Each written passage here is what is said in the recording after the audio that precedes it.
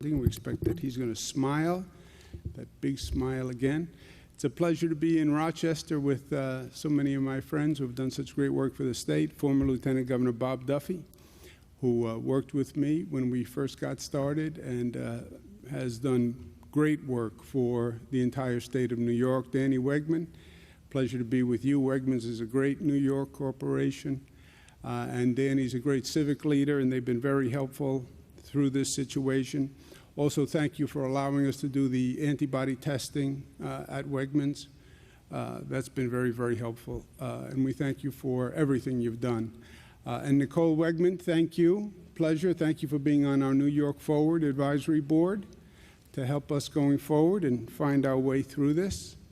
Let's give you an update on where we are today.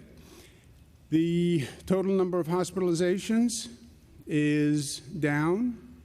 You see that curve coming down. You see that mountain that we went up. Now we're on the other side of the mountain. You start to see the shape of the mountain. Unfortunately, the decline from the mountain is not as steep as the incline, right? And the big question for us in New York and every state across the nation has been how fast and how low does that decline go, right? How fast does the decline actually happen, and what is the lowest level that the decline will reach? Unfortunately, you see that we were hoping for a quick up plateau at the top, which is what they talked about, but a fast decline. You see the decline is again, not as steep as the incline. But it is a decline, and that's good news. The net change in total hospitalizations is down. Net change in intubations is down, and that's always good news. When a person is intubated, roughly 80% of the times, there is not a good outcome. So the fact that the intubations is down is good news. And then the other end is how many new cases are coming in the door every day, how many new diagnoses in COVID cases. And that number is also declining.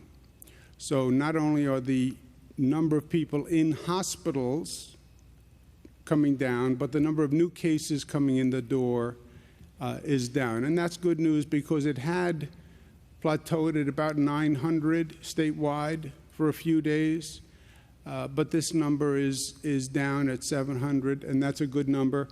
I would take this with a grain of salt, as they say, because this is reporting from yesterday, which was a Sunday, and sometimes we get different results on the weekend.